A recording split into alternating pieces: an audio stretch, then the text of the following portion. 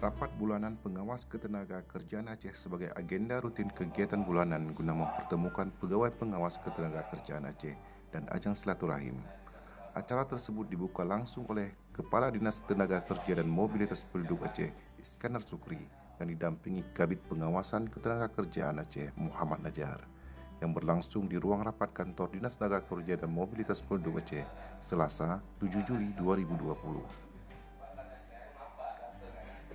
Menurut Kepala Dinas Tenaga Kerja dan Mobilitas Penduduk Aceh, pengawasan ketenagakerjaan sebagai bagian integral dari sistem perlindungan tenaga kerja diselenggarakan untuk mengawasi ditaatinya seluruh peraturan perundang-undangan ketenagakerjaan guna mewujudkan kesejahteraan dan keadilan sosial bagi pekerja. Kondisi permasalahan ketenagakerjaan saat ini sangatlah kompleks, baik yang bersifat normatif maupun yang berkaitan dengan keselamatan dan kesehatan kerja.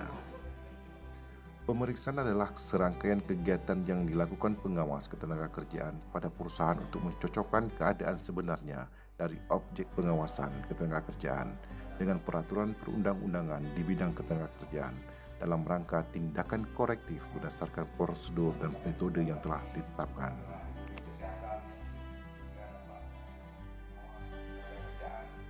Rapat bulanan pengawas ketenagakerjaan Aceh membahas program pengawasan ketenagakerjaan, menyerap informasi pengawas ketenagakerjaan, mensinergikan rencana kerja, melaksanakan pembinaan, pengawasan, pengujian, dan pelaporan pengawas ketenagakerjaan, sehingga tujuan pembangunan khususnya di bidang pengawasan ketenagakerjaan Aceh bisa tercapai, ungkap Muhammad Najar selaku Kepala Bidang Pengawasan Ketenagakerjaan Aceh.